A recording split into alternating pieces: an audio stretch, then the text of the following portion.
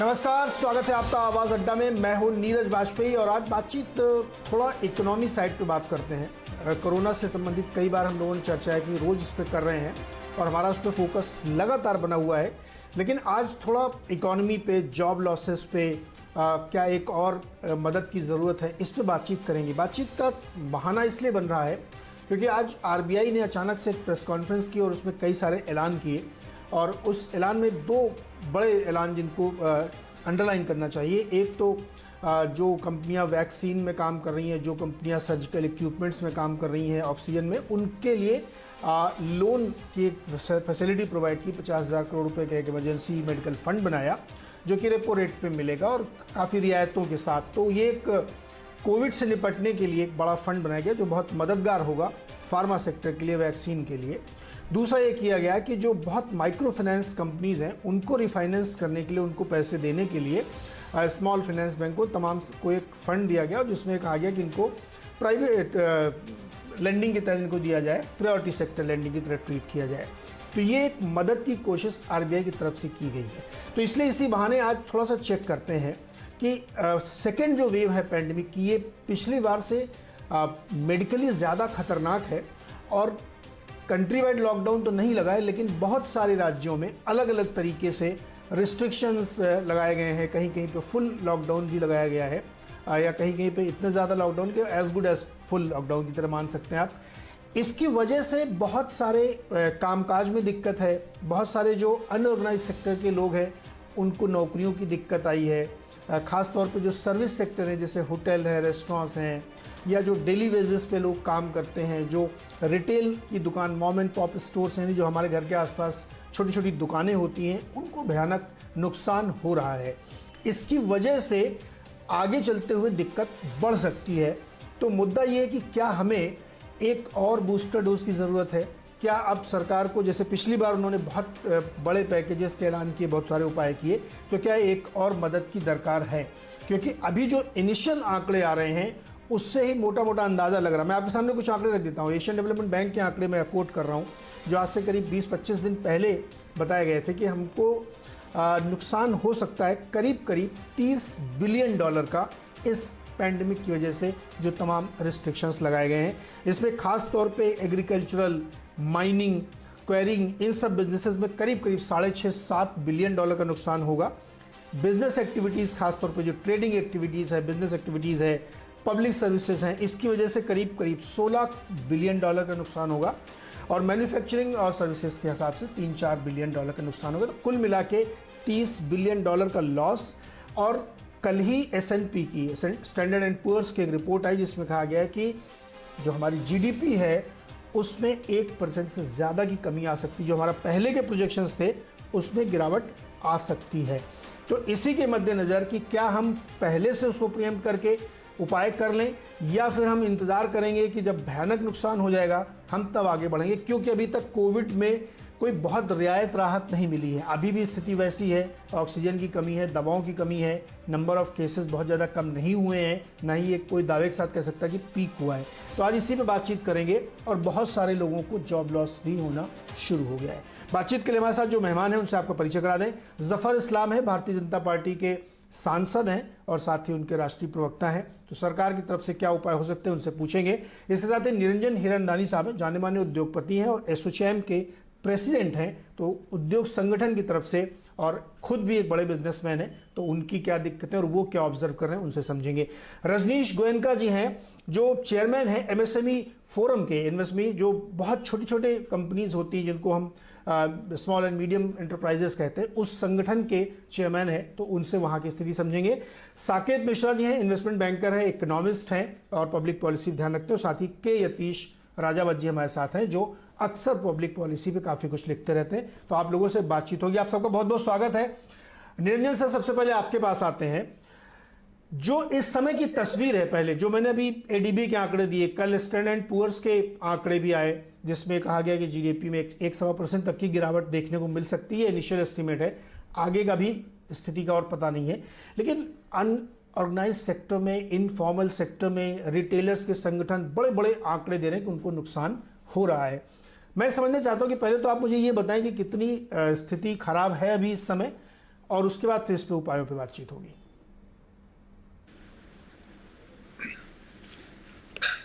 नीरज जी, आज के तारीख में हम देखा जाए तो ओवरऑल जो गिरावट आई है वो लगभग जबरदस्त बन गई है, और जो एमएसएमई हैं वो तो मर गए हैं। मेरे अंदाज से आरबीआई के गवर्नर की आज जो बातें हुई है उससे कुछ राहत मिल सकती है और उनको एक अपॉर्चुनिटी मिल जाए कि हम कैसे इनको राहत दें, लेकिन और भी प्रोत्साहित करें। उन्होंने इंटरिम एक सुझाव दिया है कि हम कैसे इस सब्जेक्ट को लें, लेकिन आप देखेंगे कि अक्रॉस द बोर्ड आज के तारीख में ये गिरावट जो आई है वो काफी लंबी चोट लगने वाली है और मुझे नहीं लगता है कि लोग जल्दी उठ सकेंगे। आज की तारीख में शॉर्टेज ऑफ ऑक्सीजन है, लोग परेशान हैं, दुकानें अब तक खुले नहीं हैं, और जो माइग्रेंट वर्कर्स हैं कंस्ट्रक्शन साइट पर जारी है। लेकिन आज की तारीख में आप देखें तो सेल्स में जो रियल एस्टेट के सेल्स है वो 90% सेल्स गिर गए हैं। तो जो आप मार्च, फरवरी, जनवरी टू मार्च जो आप आंकड़े देखेंगे तो एक्चुअल जो सेल्स हैं आज अप्रैल के अंदर तो वो लगभग 90% कम हो गए हैं। तो मेरे अंदाज से ये सब जो देखना जाए तो आरबीआई की जो राहत आज मिली है वो शायद फर्स्ट स्टेप है, और जो हेल्थ केयर सेक्टर में करने की जरूरत थी उन्होंने किया है, एमएसएमई को किया है, छोटे आंकड़े पर किया है। लेकिन ओवरऑल देखा जाए तो दो चीज और करने पड़ेंगे। वो एक है कि आईबीसी की जो राहत मिली थी अगले साल उसको शायद एक्सटेंड करना पड़े, जो आज की तारीख में 25 मार्च तक ही किया है। उनको लगभग मेरे अंदाज से 3 के 6 महीने तक उनको फिर करने की आवश्यकता है।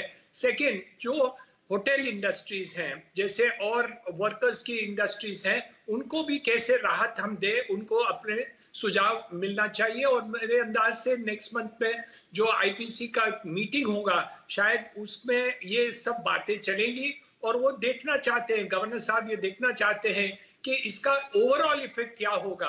तो उन्होंने बताया है कि हम ये राहत कंटिन्यू करेंगे, और आज के तारीख में बैंकों को बताया है कि आप इसको, इन सेक्टर को आप प्रायोरिटी दें और हम आपको सपोर्ट करेंगे। तो मेरे अंदाज से ये ड्यूअल इफेक्ट दिखाया है कि एक मार्केट डाउन है, जरूर ऐसे कंटिन्यू हो जाए या थर्ड वेव आ जाए तो जीडीपी पर जरूर असर होगा, पर लेकिन जो अनएम्प्लॉयमेंट पे प्रॉब्लम आ रहा है उससे वो जबरदस्त मार पड़ रही है, और केंद्र सरकार को, वित्त मंत्री को भी कुछ राहत देने की आवश्यकता पड़ेगी। निरंजन सर, ये तो आपने बिल्कुल ठीक कहा कि एक प्रिएम्प्टिव प्रयास है। मुझे लगता है कि शक्तिकांता जी बहुत प्रिएम्प्टिव एक्शन हमेशा लेते हैं और समस्या गहराए इससे पहले आके वो कोई उपाय कर देते हैं। इस बार भी उन्होंने वैसे ही किया है। लेकिन ये बिल्कुल पिछली बार जैसा है कि हम बहुत सारे सस्ती दरों पे इजी वे में लोन अवेलेबल करा सकते हैं, लेकिन इस समय शायद समस्या लोगों के हाथ में पैसे लोन के तौर पे देने से ज़्यादा है कि डिमांड भी जनरेट हो, लोगों के हाथ में पैसे आए, और जो जॉब लॉसेस हो रहे हैं उसको कैसे रिसरेक्ट किया जाए। क्योंकि ठीक है, मैन्युफैक्चरिंग में अभी दिक्कत नहीं है, फैक्ट्रियाँ चल रही हैं, लेकिन वो फैक्ट्रियों का माल भी तो बिकेगा ना। तो इसमें दो बातें हैं। एक तो जैसे महाराष्ट्र सरकार ने स्टैंप ड्यूटी की राहत पहले दी थी सितंबर से दिसंबर तक, और फिर जनवरी से मार्च तक, वो बहुत फर्क पड़ गया रियल एस्टेट इंडस्ट्री में और उनको काफी बूस्ट मिल गया उस समय। और दूसरी बात रही है कि जितने भी हम डिमांड क्रिएशन के आइटम्स आ रहे हैं, जैसे हम कंसेशंस दे दें, जीएसटी के ऊपर कुछ कंसेशन दे दें, कम कर दें, वो भी एक करने की आवश्यकता है। क्योंकि हम देखें तो आज अप्रैल मार्च के महीने का जो आंकड़ा आया है वो 1,41,000 करोड़ के कलेक्शन है। तो मेरे अंदाज से कुछ इसेंशियल आइटम्स या बूस्टिंग आइटम्स के ऊपर ये राहत दें तो कुछ फर्क नहीं पड़ेगा, इनफैक्ट डिमांड क्रिएशन ज्यादा हो जाएगा। तो हम ये मांग कर रहे हैं कि जीएसटी के ऊपर कुछ टेम्पररी राहत दें अक्रॉस, स्पेशली कंज्यूमर आइटम्स के ऊपर कुछ करें, तो मेरे अंदाज से इसकी राहत के ऊपर बहुत ही फर्क पड़ जाएगा डिमांड क्रिएशन के द्वारा। जी, पिछली बार का या अगर अनुभव लें तो जब बहुत सारे उपाय किए गए तो जून जुलाई ऑनवर्ड्स चीज़ें धीरे धीरे अनलॉक की गई और सितंबर अक्टूबर आते आते नॉर्मलसी की तरफ हम लोग बढ़ना शुरू हुए ही थे। 3-4 महीने हुए और फरवरी से केसेस बढ़ने शुरू हुए। और ये जो मैं आपको एडीबी का आंकड़ा दे रहा हूँ, ये मार्च का उनका प्रेडिक्शन था, यानी मार्च में ही उन्होंने ये चीज़ एसेस कर ली थी और अब तो हम मई में पहुँच गए हैं। गोयनका साहब, आप जिस इंडस्ट्री को रिप्रेजेंट करते हैं, आपके तहत जो बहुत सारे लोग काम करते हैं, बहुत छोटी छोटी इंडस्ट्रीज़ हैं, उनकी इस समय क्या स्थिति और उनकी सबसे बड़ी ज़रूरत क्या है इस समय?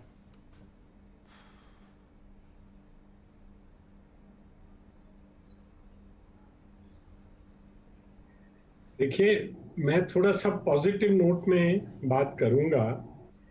एमएसएमईज पिछली बार भी बहुत हिट हुए थे और इस बार और ज्यादा हिट हो रहे हैं। पर मैं आपको बताना चाहूंगा कि ये एमएसएमईज इस देश की जैसे फ्रंटलाइन वर्कर्स और क्षेत्रों में हैं, मेडिकल सेक्टर्स में हैं, उसी तरह हम लोग भी एक फ्रंटलाइन वर्कर्स हैं, फ्रंटलाइन वॉरियर्स हैं। पिछली बार भी हम लोगों ने सप्लाई चेन मेंटेन की, मैन्युफैक्चरिंग किया, घर घर तक माल पहुंचा हमारा, और इसीलिए कोई अफरा तफरी नहीं पड़ी। इस बार भी हमारे एमएसएमई सब मैन्युफैक्चरिंग में इन्वॉल्व हैं, मैन्युफैक्चरिंग कर रहे हैं, पर उनको कुछ टेम्परेरी बेनिफिट चाहिए। हमें कोई ऐसे कोई दान दक्षिणा की जरूरत नहीं है। हम सक्षम हैं फाइट करने में और we are warriors, economic warriors of the country. पर जैसे फंडिंग है, ये एक इनडायरेक्ट फंडिंग का जो किया गया है ये भी बहुत जरूरी है। रीस्ट्रक्चरिंग का एक बेनिफिट देंगे, पर ये थोड़ा सा प्रोसेस लंबा हो जाता है। बैंकों में जाओ, अब प्रोडक्शन करेंगे, सप्लाई करेंगे, या बैंकों में इधर उधर भागेंगे। तो हमें डायरेक्ट सपोर्ट मिलने की जरूरत है, चाहे वो लोन्स हैं, चाहे वो बैंकिंग है, चाहे वो, क्योंकि फंड्स का क्या होता है कि जब हम माल प्रोडक्शन करके देते हैं तो वो बहाना मारता है बायर की, जी पेंडेमिक है, मेरे पास पैसा नहीं है, मेरी पेमेंट नहीं आई, मैं ऑफिस नहीं जा रहा। तो एक टाइम गैप सपोर्ट की जरूरत है। हमें कोई परमानेंट कोई डोनेशन नहीं चाहिए, पर अगर गवर्नमेंट इस समय हमें सपोर्ट करेगी तो हम देश को सपोर्ट कर पाएंगे। ये फर्स्ट पॉइंट है। दूसरा है कि प्रोडक्शन होगी लेबर से, वर्कर से। अब वर्कर ना जाए, अपने पलायन ना करे, उसके लिए जरूरी है कि उसके निवास की व्यवस्था हो। हमने पिछली बार भी सजेस्ट किया था, कई इंडस्ट्रियल एरियाज में कई जगहें खाली पड़ी हैं, तो ऑफिसेज हैं उनके, कई हॉल हैं, कई अपना इंडस्ट्री के लिए जगहें हैं वो खाली पड़ी हैं, तो उनको उनके निवास के लिए टेम्परेरी दे दिया जाए। इंडस्ट्रियल एरिया में वो वहीं रहें, वो डरे नहीं कोविड से, और उनको वहां फूड की व्यवस्था, हमारे एमएसएमईज उनके खाने की व्यवस्था करने को तैयार है। तो ये उनको रोकने का बहुत बढ़िया एक जरिया बन सकता है, ताकि एमएसएमईज को लेबर की प्रॉब्लम ना आए, वर्कर्स ना, जो पिछली बार बहुत एक्यूट हो गई थी। उसके बाद डिमांड, जैसे अभी निरंजन जी ने कहा, डिमांड बहुत जरूरी है, माल प्रोडक्शन हो, और जो तो एसेंशियल आइटम्स हैं, फूड आइटम्स हैं, फार्मास्यूटिकल है, उसमें तो बहुत अच्छी डिमांड है।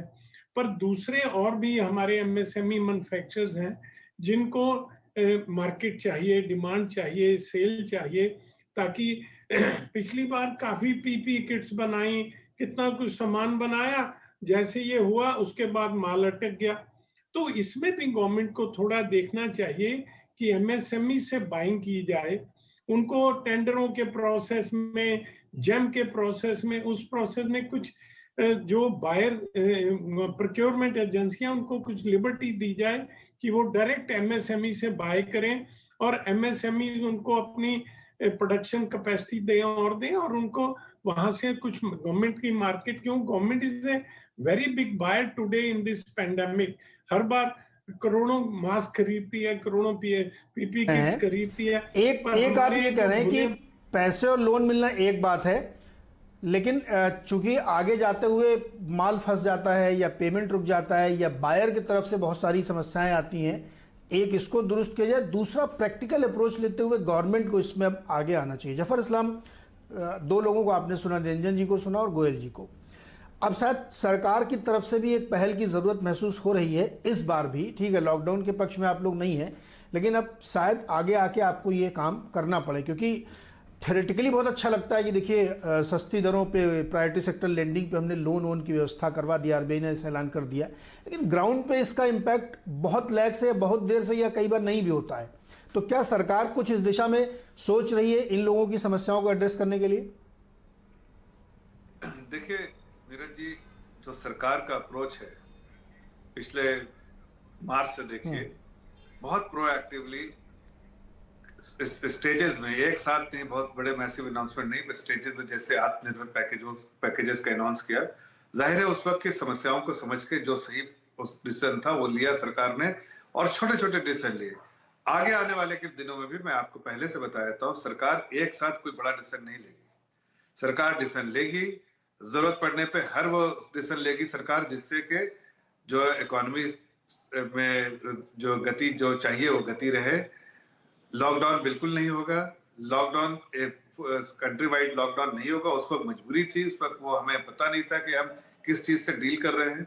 आज हमें पता है हम किस चीज से डील कर रहे हैं, और उसको डील करने के लिए क्या क्या चीज के उपाय करने चाहिए, क्या हमें सही जो डिसीजन लेना चाहिए वो हमें सरकार को पता है। इसलिए सरकार लॉकडाउन के पक्ष में तो नहीं है, लेकिन कंटेनमेंट जो स्टेट वाइज जहां पर जरूरत हो करते रहे। जहां तक सवाल है सरकार के डिसीजन लेने का, तो सरकार जो है छोटे छोटे डिसीजन लेगी, जब जरूरत पड़ेगी, जिस इंडस्ट्री को, जिस सेक्टर को जरूरत पड़ेगी उसके लिए देगी। आज भी आरबीआई ने प्रोएक्टिवली, सरकार ने दोनों ने प्रोएक्टिव अप्रोच उनका था कि उन्होंने सबसे बात की, बैंकर से बात की, मैन्युफैक्चरर से बात की, छोटे छोटे बिजनेस वालों से बात की, और उसके बाद एक लगा कि इसको अभी राहत के पैकेज की तरह ये अनाउंसमेंट करना चाहिए। क्या आगे अनाउंसमेंट होगा? बहुत सारे ऐसे सेक्टर हैं, जैसे आपने जिक्र किया कि रेस्टोरेंट है, होटल है, इस तरह की, क्या उनके लिए कुछ आ सकता है? बिल्कुल आएगा, मैं आपको पहले से बता रहा हूँ, आएगा जरूर, लेकिन ये सब उस वक्त आएगा जब ये स्थिति से हम निपट लेंगे। आज भी कोई अनाउंसमेंट करने का कोई फायदा नहीं है। बड़े अनाउंसमेंट कर दिए, उसका इस्तेमाल जब होगा, जब लॉकडाउन ये हमारी से हम निपट लेंगे, सेकेंड वेव से निपट लेंगे, तभी आप इस स्टॉक खोलेंगे, तभी एक्टिवली आप परसू करेंगे बिजनेस को, तो उस वक्त आपको सपोर्ट की जरूरत पड़ेगी, और सरकार वहां आपके साथ खड़ी रहेगी। बहुत सारी चीजें जो, और एमएसएमई के लोग के जो प्रवक्ता जो बोल रहे थे, जफर भाई, मैं इसमें थोड़ा मेरा सवाल है। जफर सिंह, आप ये कह रहे हैं कि जब जरूरत महसूस होगी तो सरकार ये कदम उठाएगी। मुझे ये बताइए कि अब तक आप लोग क्या ये एसेस नहीं कर पाए? मैं आपके सामने कुछ आंकड़े रख देता हूं। कोर सेक्टर का आंकड़ा -7% है पूरे साल का, और 6.8% आया है मार्च वाला, जो कि बहुत ही वल्नरेबल है। इसलिए वल्नरेबल है कि हम मई में खड़े हैं, और आप अप्रैल और मई के आपने ट्रेड देखे हुए हैं। पेट्रोलियम की डिमांड गिर गई है, ऑन रिकॉर्ड डेटा है कि पेट्रोल और डीजल की सेल्स पूरी तरह से गिर गई है। इवन ओपेक भी कह चुका है कि इंडिया से डिमांड नहीं आ रही है। तो अब असेसमेंट करने के लिए आपको क्या ये आप इंतजार करते हैं जब सब कुछ डैमेज होएगा तब आगे आएंगे? आपको तो शुरुआती सिम्टम देख के ही कर देना चाहिए ना। नहीं, देखिए दो चीजें हैं। आप ये समझिए कि सरकार के पास भी लिमिटेड रिसोर्सेज है। ऐसा नहीं कि सरकार के पास को आप इतना रिसोर्सेज है कि जितना देना है देते रहे, हर बार देते रहे। सरकार को भी सोच समझ करना चाहिए। जब अगर यही अपोजिशन है, जब हमारा फिस्कल डेफिसिट 9% जाता है, तो वो तिल मिलाते हैं, और वो कहते हैं, जब हम उसको 4.5% में रखने की कोशिश करते हैं, तो कहते हैं आप लोगों को कुछ दे नहीं रहे। तो सरकार को हर चीज का ध्यान रखते हुए मैं ये कह रहा हूं कि जिस वक्त जरूरत होगी उस वक्त सरकार खड़ी रहेगी। आप आंकड़े के बता रहे हैं, लेकिन अगर बहुत सारी चीजों का अगर अनाउंसमेंट आज किया, तो कल जब ये पूरे तरह से जो सेकंड वेव है वो खत्म हो जाएगा, तो उस वक्त पता चलेगा कि आपको फिर से जरूरत पड़ गई। तो इसलिए सरकार के जो लिमिटेड रिसोर्सेज को सही तरह से इस्तेमाल करेंगे सरकार, लेकिन ये जरूर है कि जो स्टिमुलस देने की जरूरत है वो सरकार देती रहेगी, सरकार पीछे नहीं हटेगी। ये मैं आपको कहना चाह रहा। वक्त हो सकता है कि आपके एतबार से लगता है, सरकार के एतबार से होता है कि शायद थोड़ा रुके। जैसे मैं एग्जांपल देता हूँ, आज अगर मैं रेस्टोरेंट के और इस सेक्टर के लिए रेस्टोरेंट हो या फिर इसके लिए कुछ अनाउंसमेंट कर दें, लेकिन आज तो रेस्टोरेंट अगर बंद है, कई जगह पे तो बंद है ना, उसको एक्टिवली सभी लॉकडाउन कर रहे हैं, तो उसका क्या फायदा होगा? हाँ, जब वो खोलेंगे तो उससे पहले जब ये थोड़ा सबसाइड होगा तो उसके लिए करेंगे, उस सेक्टर के लिए। ऐसे ही सेक्टोरल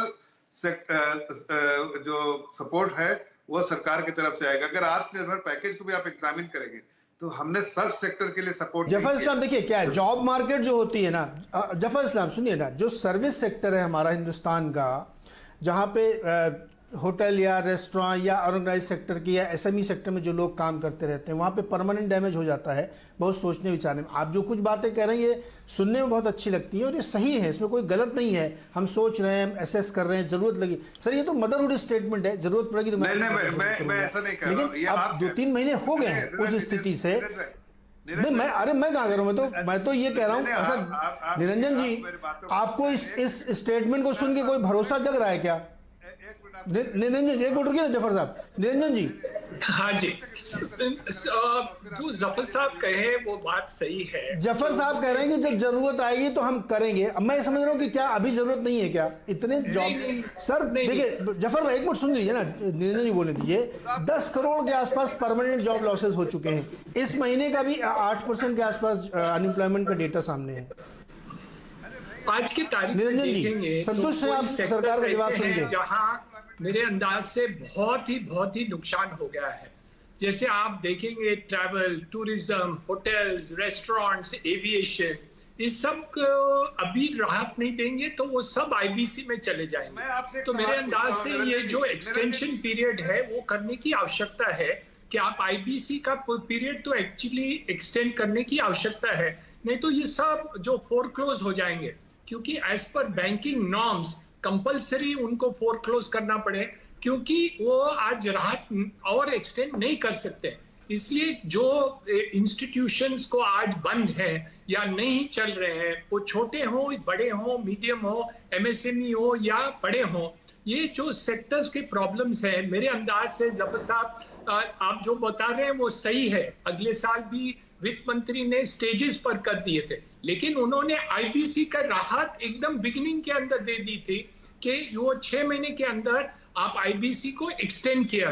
तो मेरे अंदाज से एक हम विनती करते हैं कि आपको सब स्टेजेस पर देने हो तो आपको आईबीसी का राहत इमीडिएटली देने की आवश्यकता है कि कोई भी इंस्टीट्यूशन आज की तारीख में इस समय कोई फोरक्लोजर नहीं करें।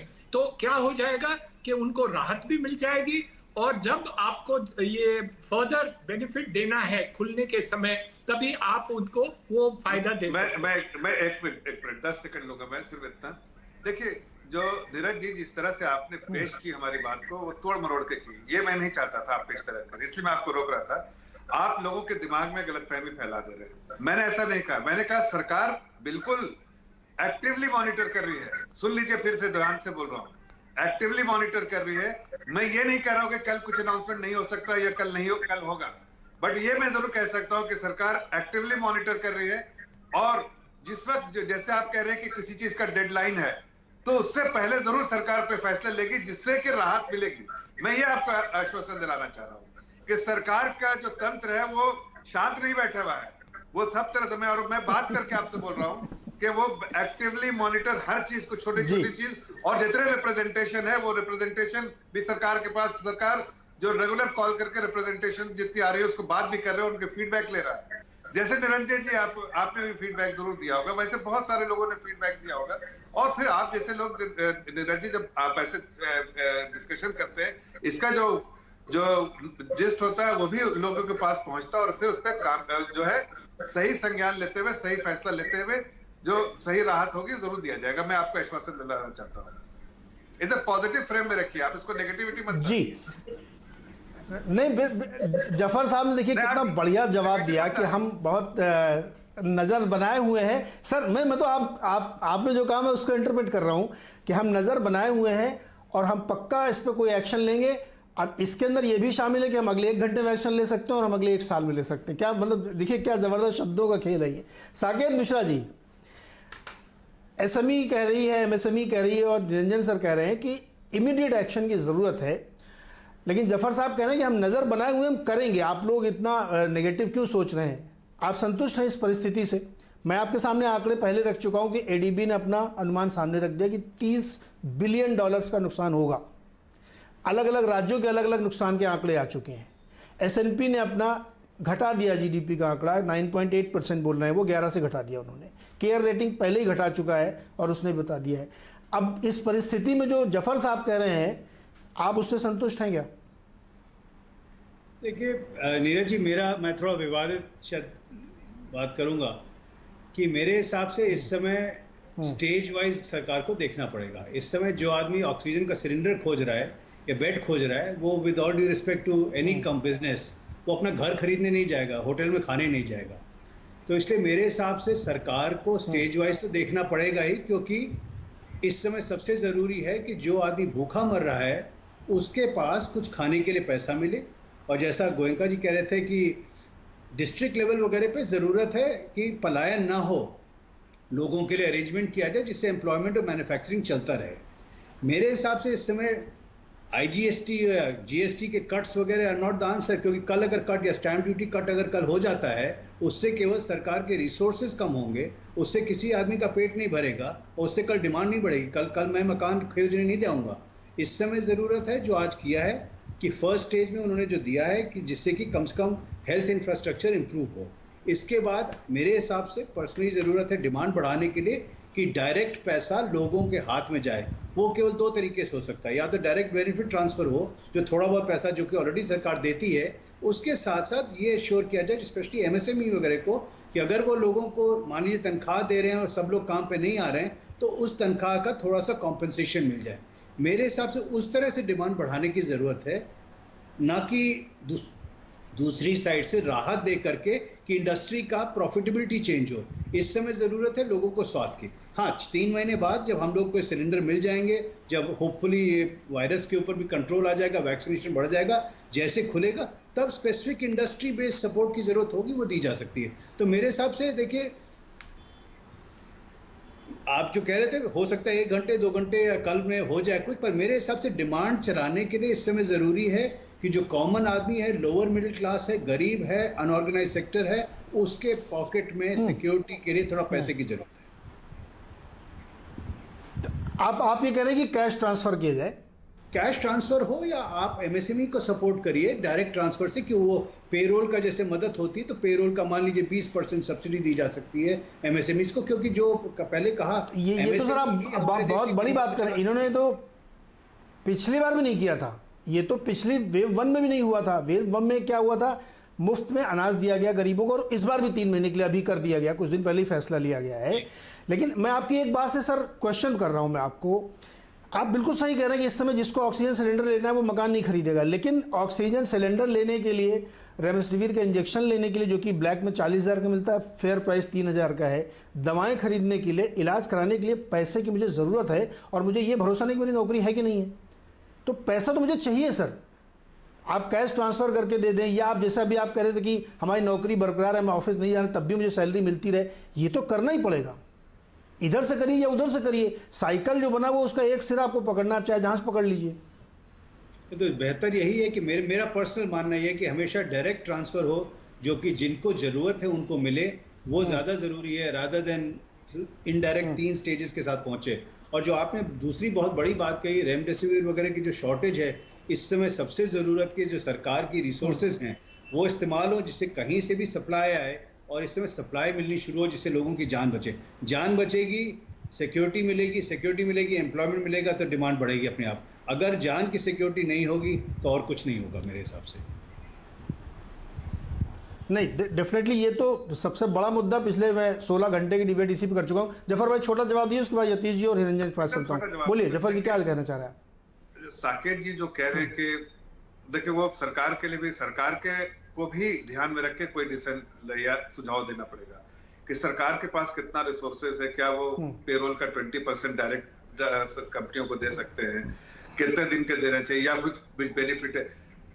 Every penny should be productively use. ये सरकार की मंशा रहती है कि जो आपको स्टिमुलस भी दे इस तरह का वो प्रोडक्टिव उसका यूज होना चाहिए। अगर आप कैश ट्रांसफर कर दीजिए तो आप कैश ट्रांसफर तो फिर ठीक है, सबके अकाउंट में पैसे ही डाल दो, लेकिन वो क्या सरकार करने के इससे क्या कोई इकोनॉमी में डिमांड बढ़ जाएगा? बिल्कुल नहीं बढ़ेगा। हमने टेस्ट किया है, बैक टेस्टिंग करके देखिए आप, बढ़ेगा जब भी सर। हमने पैसे नहीं सुनिए ना, जब भी हमने पैसे बढ़ जाएगा सर, बढ़ जाएगा जफर भाई, बढ़ जाएगा।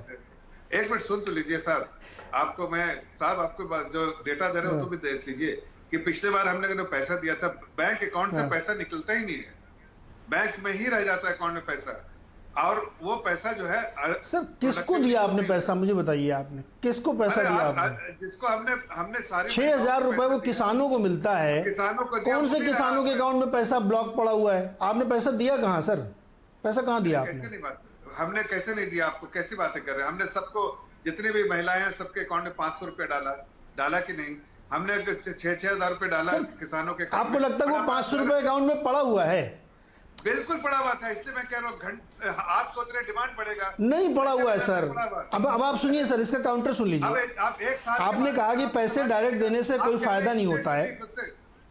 देखिए, आपको इस तरह से करना पड़ेगा जिससे कि जफर भाई, इंडस्ट्री भी रहे। हाँ, हमने अगर एमएसएमई को जो 3 लाख जफर दे दिया, सुन लीजिए ना, मैं आपने उदाहरण आपने कहा कि पैसे देने से लोग खर्च नहीं करेंगे, उसको सेव करके रख लेंगे।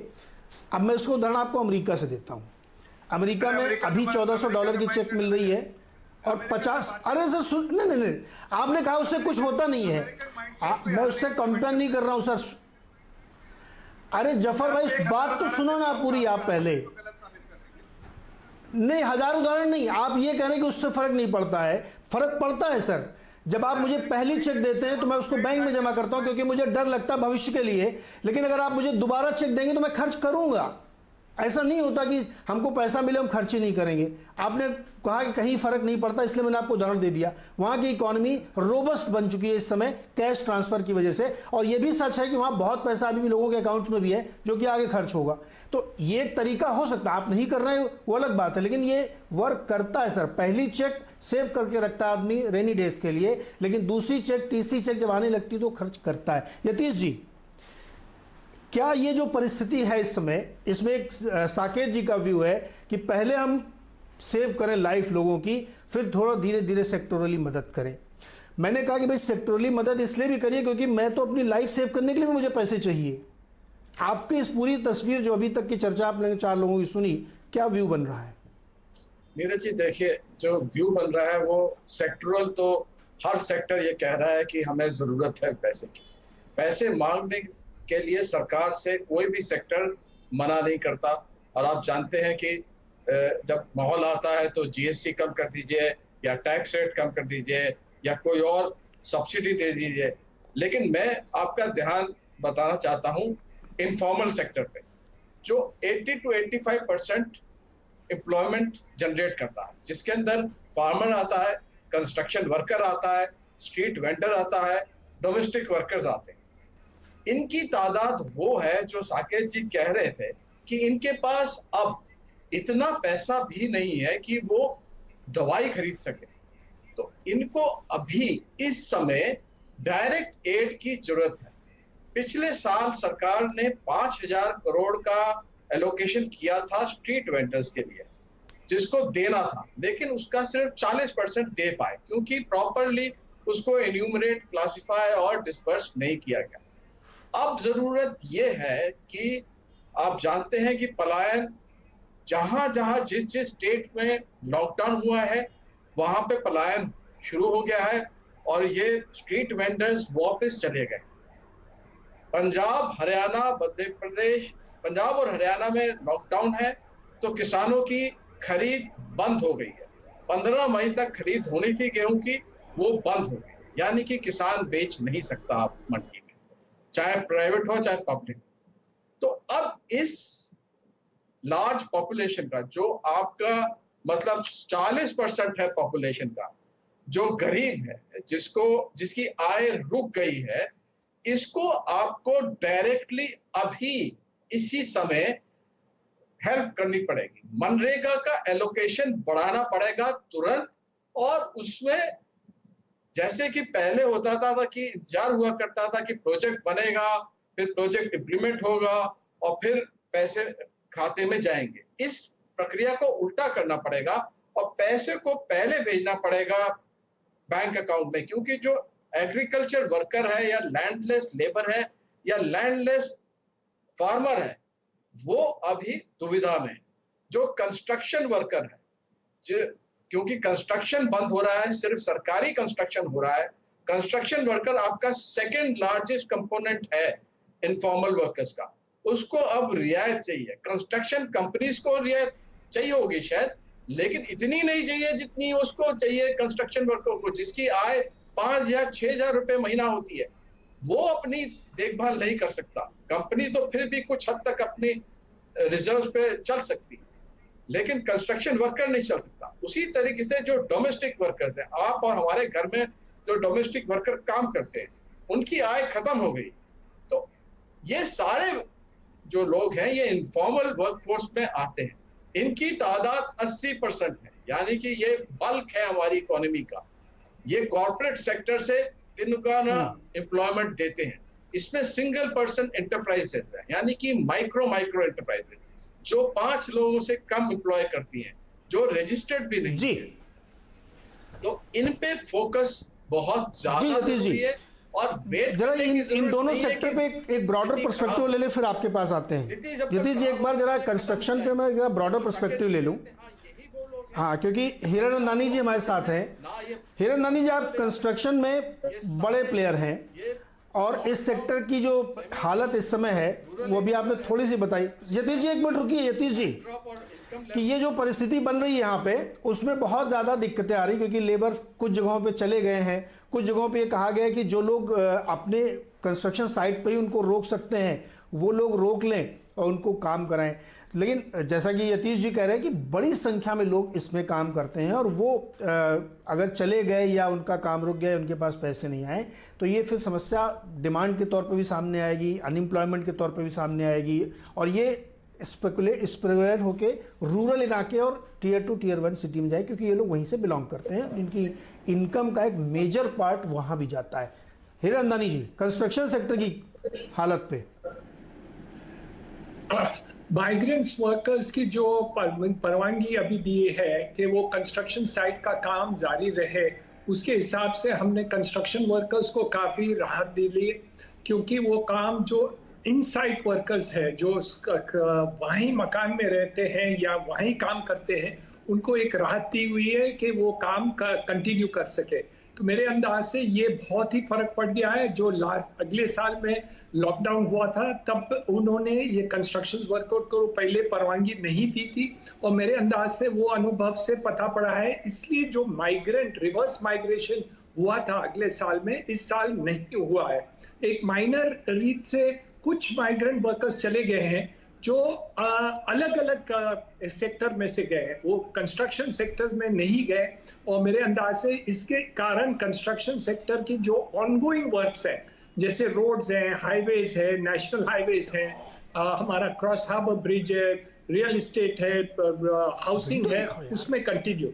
लेकिन जो हमारी सेल्स है उसके ऊपर काफी असर आया हुआ है ये सेकेंड लॉकडाउन करने के बाद, क्योंकि जो लोग घर खरीदना चाहते थे या जो इसमें इन्वेस्टमेंट करना चाहते हैं वो अब रुक गए हैं। तो जो हमने पहले राहत दी थी अगले साल, जैसे महाराष्ट्र सरकार ने दी थी, और जीएसटी की जो राहत मिली थी ऑन कंप्लीशन ऑफ बिल्डिंग्स हैं, तो उनको राहत और देने की आवश्यकता अब होगी।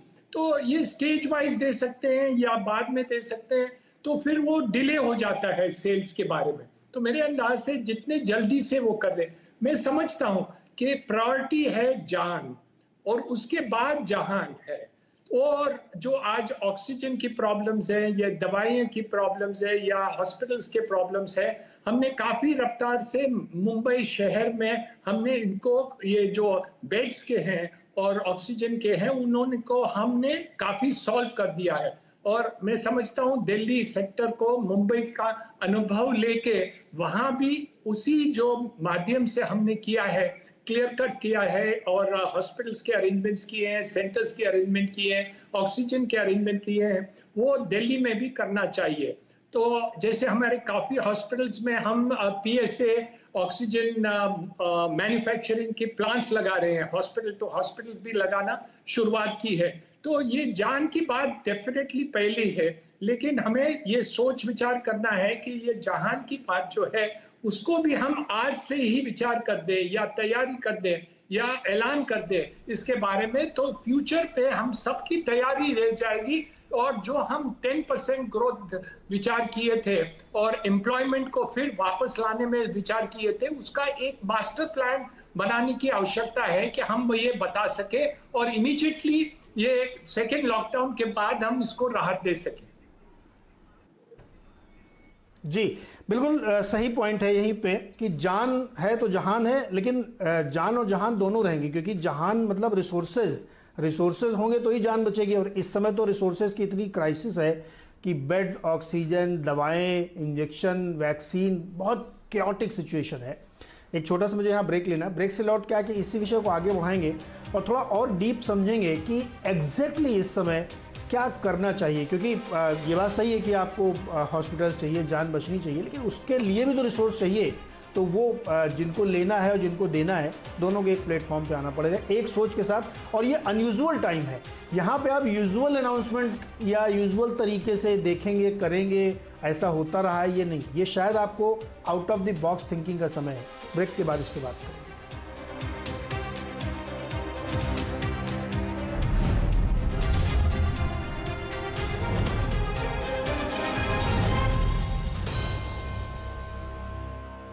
ये है जोजू जॉर्ज। इन्हें one tip one hand catch पकड़ना मुश्किल लगता है, पर अब स्टॉक्स पे इन्वेस्टिंग इन स्टॉक्स इजी।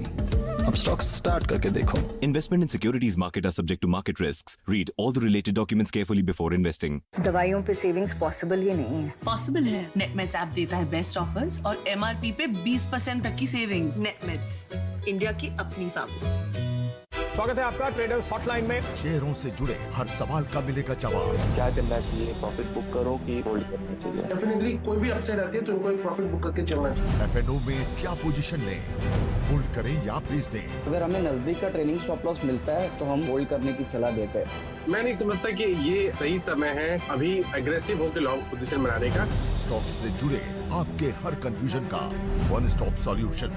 अगर आप हमारे साथ ट्रेड कर रहे थे, जिन पे हमारे एक्सपर्ट आपको यहाँ पर कॉल दे रहे हैं, तो आपका मुनाफा जरूर बना होगा।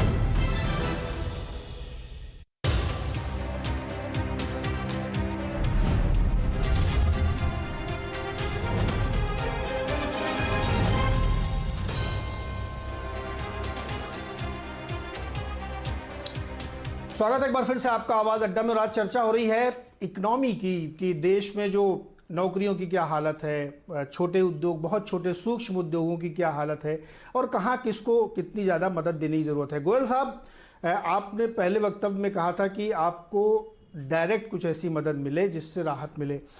थोड़ा और स्पष्ट तौर पे क्या आप मोरेटोरियम टाइप की कोई चीज़ चाहते हैं, या आप चाहते हैं कुछ समय के लिए आपको कोई टैक्स ब्रेक मिल जाए, या कुछ आपके जो एम्प्लॉयज़ हैं उनको कोई डायरेक्ट मदद मिले? जरा स्पष्ट शब्दों में रखिए तो जफर साहब उसको समझ पाए और आपको जवाब दें। जफर भाई को मुखातिब होना चाहता हूँ। जफर भाई, मैं भी आपका कुलीग हूँ। मैं आपके माध्यम से दो तीन चीज़ें पहुँचाना चाहता हूँ। एक तो आप हमें माध्यम बनाएं, MSMEs को माध्यम बनाएं। हम टेक केयर कर रहे हैं लेबर की, वर्कर्स की, और ये जो पैसा उन तक जाना है, क्योंकि उनके एक तो उनकी ज़रूरतें हैं, उनका जीवन यापन है, और एक और डिमांड क्रिएशन होएगी। आप हमें इजी मनी दें। हमें कोई, मैंने पहले भी कहा, MSMEs कोई चैरिटी नहीं चाहते।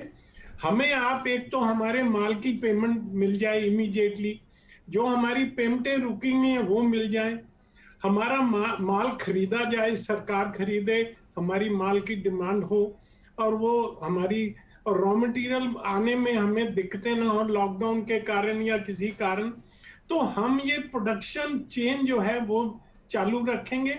और आज भी आप मानेंगे, मैं भी एक MSME हूँ। मेरे जितने वर्कर्स हैं उनकी जितनी रिक्वायरमेंट्स हैं, मेडिकल की रिक्वायरमेंट्स हैं, उनको कुछ ऑक्सीजन चाहिए, उनको कुछ पैसे चाहिए, हम MSMEs उनको फंडिंग कर रहे हैं। आप हमें फंडिंग, हम कहते हैं कोई एडिशनल रिसोर्सेज ना दें, बैंक हमें कुछ एडिशनल लोन दे दे, हम वापस देंगे उनका लोन। हमें चैरिटी नहीं चाहिए। रिसोर्सेज भी हम बताएंगे। ESI के पास करोड़ों अरबों रुपया ब्लॉक पड़ा है, आप उसमें से हमें लोन दीजिए ना। हम वो लोन से आगे इनका टेक केयर करेंगे, इनका घर का राशन हम देंगे, इनको हम तनख्वाहें देंगे। पर ये तो नहीं हो सकता कि हमारी फैक्ट्रियां बंद हो जाएं और हमें कहा जाए कि आप इनकी तनख्वाहें दो। हम में सबसे ज्यादा एम्प्लॉयमेंट हम दे रहे हैं। हम इनकी टेक केयर 6 महीने 4 महीने हम कर सकते हैं। We will cooperate with the government. Government MSMEs के लिए बहुत कुछ कर रही है, नो डाउट, पर इस समय पेंडेमिक में आप हम फ्रंटलाइन वॉरियर्स की जी गोयल साहब जवाब लेते हैं। जी देखिए जफर भाई जवाब दीजिए, संक्षेप में दीजिएगा सर। हाँ, गोयल साहब को सुना। पहले भी अगर आप देखिए कि हमने जब मार्च में भी इस तरह से रिस्पॉन्ड किया था, चाहे वो डिमांड क्रिएट करने के लिए या लिक्विडिटी प्रोवाइड करने के लिए, मैं आपको फिर से आश्वस्त करता हूं कि सरकार के अंदर में एक बार बैठक इस पर हो भी चुकी है। इस पे सारी बातें जो है वो चर्चा भी हो सकती है। उस एफएम और कॉमर्स मिनिस्टर, ये सारे लोग जो है, एमएसएमई मिनिस्टर, सारे लोगों की एक मीटिंग हो चुकी, साझा मीटिंग हुई भी है। इन सब चीजों का संज्ञान सरकार ने लिया भी है। मुझे लगता है कि आपको चिंता जो है वो बिल्कुल वाजिब है चिंता, इसलिए कि एमएसएमई हमारा इकोनॉमी का बैकबोन है और हम उसको बैकबोन को मजबूत करेंगे, किसी भी तरह से उसको झुकने नहीं देंगे। मैं इतना आश्वासन आपको देता हूँ। सरकार बिल्कुल निगरानी, जब मैं कह रहा हूँ निगरानी कर रही है सरकार, और ये मैं अपनी बातें अपने दिल से बात नहीं कर रहा हूँ, ये मैं आपके तक पहुंचाने के लिए मैं इस पर डिस्कशन करके ही बता रहा हूँ आपको। जी साकेत जी, अब आते हैं सीधे सीधे पॉइंटेड सॉल्यूशंस पे, जिसका जवाब जफर जी देंगे। अब देखिए अभी इन्होंने इनको समझा दिया, आपके हिसाब से दो एकदम इमीडिएट करने वाली चीज़ें जो सरकार को कर देनी चाहिए। कि पहला मैंने कहा था कि कोई फॉर्म डायरेक्ट बेनिफिट ट्रांसफ़र का गरीबों को देना पड़ेगा, ये चाहे 1 महीने 2 महीने के लिए हो, और वो ज़रूरी है। दूसरा, हम लोग को जो अभी दे रहे हैं हम लोग इसमें बैंकों के क्रेडिट को, जो कि बहुत अच्छी मूव है। देखिए मैं सरकार की हर मूव का समर्थन करता हूँ, क्योंकि मेरे हिसाब से सोच समझ के कर रहे हैं काम, पर उसके एग्जीक्यूशन में कभी कभी गैप हो जाता है। हम लोग ने TLTRO में भी जो पैसा दिया, सरकार ने तो दे दिया पैसा, पर उसके आगे बैंकों ने जाकर के MSME वगैरह को पैसा जितना देना चाहिए था शायद नहीं मिला है उनको। मेरे हिसाब से थोड़ा सा परिवर्तन की ज़रूरत है कि जिससे कि MSME तक पहुंच पाए पैसा, उसकी मॉनिटरिंग थोड़ी बेहतर ज़रूरत होगी। और No, it was, well, TLTRO was there not just for, it was for everybody.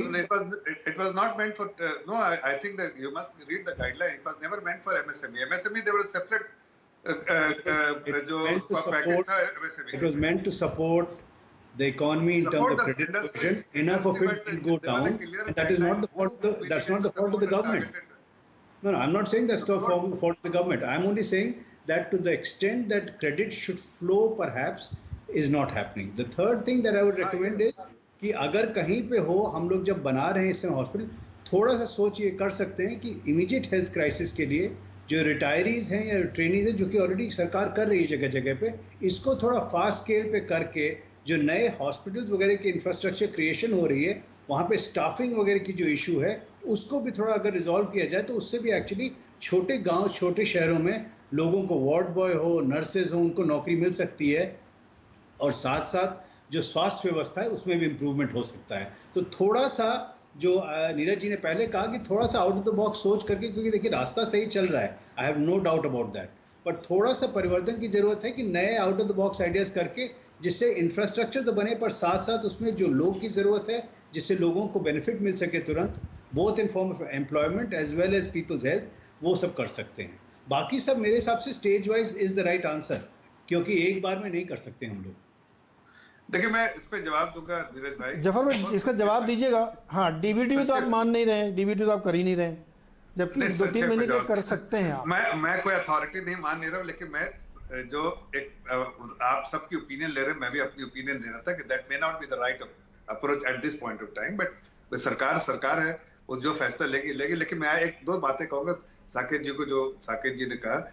देखिए इस वक्त जो महामारी जिस तरह से चल रही है नीरज भाई, तो सरकार की सबसे बड़ी प्राथमिकता है महामारी को कंटेन करने के लिए। उसमें जैसा मेडिकल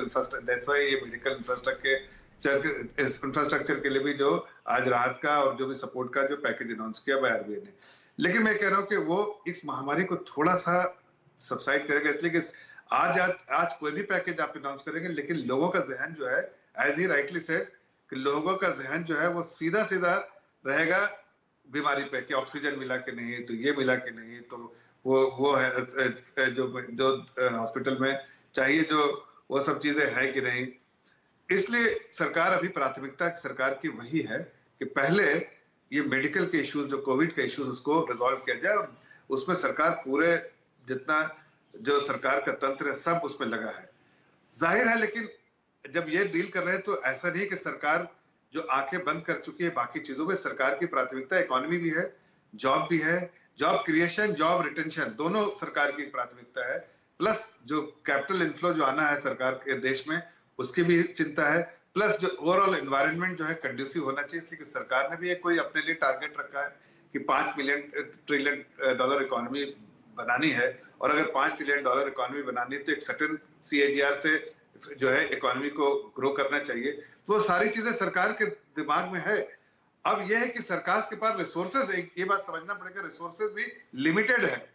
आपके पास लिमिटेड रिसोर्सेज है तो उसका भी जो सही बेस्ट प्रोडक्ट। मैं यहाँ पे आपको थोड़ा सा इंटरवीन करूंगा। जी सर। जफर भाई, आप एक बार बार कह रहे हैं, जो बाकी पैनलिस्ट भी कह रहे हैं और मैं भी वही बात कह रहा हूं कि इस समय सबसे ज्यादा जरूरी है मेडिकल फैसिलिटीज, कोरोना से जो दिक्कतें हो रही उसको मैनेज करने की। अब ये धीरे धीरे गांवों की तरफ बढ़ रहा है क्योंकि लोग यहाँ से माइग्रेट होके गए हैं, वहाँ गया है।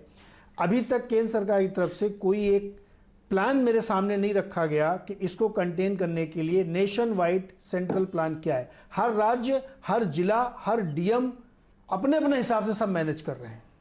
क्या ये प्लान है क्या आपका?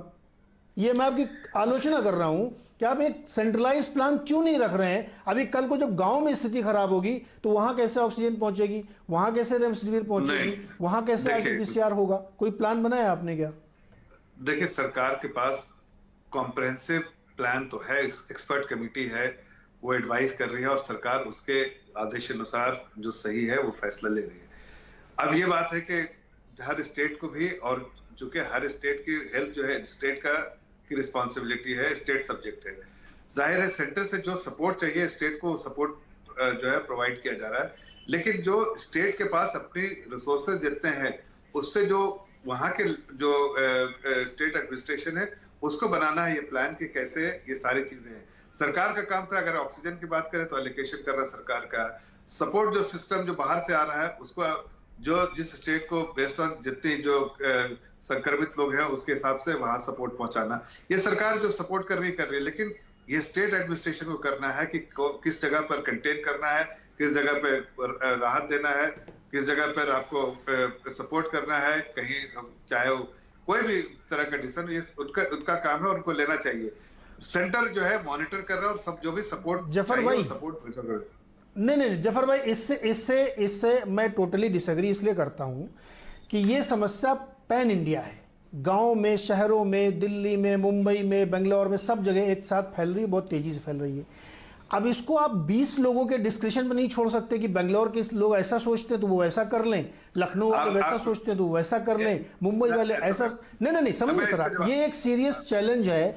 आपकी जो ये बात बार बार कही जाती है कि हेल्थ स्टेट सब्जेक्ट है, लेकिन पॉलिसी सेंटर बनाता है। 99% हेल्थ की पॉलिसी सेंटर की होती है। सर सुनिए, सवाल तो सुनिए पहले पूरा। तो इसलिए एक ऐसे प्लान की इस समय जरूरत है जो आप ये सोचिए कि जो मेडिसिन का प्रोटोकॉल है ट्रीटमेंट का, वो भी एक नहीं है, 20 प्रोटोकॉल एक साथ चल रहे हैं। आप समझ रहे हैं कितना केओटिक सिचुएशन है ये। एक मिनट हिरनंदानी जी, आप तो अस्पताल भी चलाते हैं सर, आप इस आप ही को जवाब देना अंत में। हिरनंदानी जी, क्या ये, अरे सर एक मिनट रुकिए, तो ये नीड ऑफ द आवर नहीं है कि हमें एक सेंट्रल कमांड सिस्टम चाहिए जो हर चीज की मॉनिटरिंग करे, किस देश में कितनी रेमडेसिविर हैं ये अस्पताल को नहीं पता है, लेकिन व्हाट्सएप पे मैसेज आता है कि आपको चाहिए तो मैं दिलाऊंगा। कैसे हो रहा है ये? हिरनंदानी जी, आप पूछ लीजिए, उसके बाद जवाब देंगे जफर साहब। Certain powers are with the central government जो स्टेट गवर्नमेंट्स के पास नहीं है। और जो पैंडेमिक की सिचुएशन आज हुई है, एक जंग है, और ये जंग में कैसे लड़ना है उनको एक हम साथ में लेके रखें। जो डिसेंट्रलाइज करने की जरूरत है वो डिसेंट्रलाइज करने की आवश्यकता है। इसलिए आप देखेंगे कि कुछ जो शहर हैं वो आज के तारीख में प्लानिंग इतना अच्छा कर रहे हैं कि उनकी सुविधाएं बहुत दूसरे शहरों से बेहतरीन है। तो सेंट्रलाइज सर्टेन मिनिमम आइटम्स हमें करना है और बाकी को डिसेंट्रलाइज करना। देखिए वैक्सीन के बारे में देखें तो आज के तारीख में सेंट्रल गवर्नमेंट सब वैक्सीन कर रहे हैं, और जब डिसेंट्रलाइज हो गए हमें कोई वैक्सीन मिल ही नहीं रहा। तो जो पहले हमें 100 वैक्सीन मिल रही थी, आज हमको 5 भी नहीं मिल रहे। तो मेरे अंदाज से इसको कुछ प्लानिंग करनी चाहिए जब हम सेंट्रल और स्टेट्स के बारे में हम बात करते हैं या रिस्पांसिबिलिटी किसको दे रहे हैं। सर बहुत समय खत्म हो रहा है मेरा। हाँ जी, मैं सिर्फ बता रहा हूँ कि देखिए जी जफर भाई क्विक जवाब। वैक्सीन की बात कर रहे हैं निरंजन जी, सारे स्टेट्स ने, ऐसा नहीं कि बीजेपी रूल्ड स्टेट और कांग्रेस में, सारे स्टेट्स ने कहा कि भाई सेंटर से कि आप ही वैक्सीन जो है ले रहे हैं और आप स्टेट को प्रोवाइड कर रहे हैं, ये फ्लेक्सिबिलिटी लिबरलाइज कीजिए, हमें फ्लेक्सिबिलिटी दीजिए कि हम खुद से सोच कर अपने लोगों को वैक्सीनेट करें, हम एक्सेलरेटेड प्रोसेस करेंगे, हमें खुद करना चाहिए। ये डिमांड सब सरकारों से आया, हम ये नहीं कह रहे कि सिर्फ बीजेपी रूल्ड स्टेट या कांग्रेस रूल्ड स्टेट से आया, सभी स्टेट से आया। तो सरकार ने इसको लिबरलाइज किया।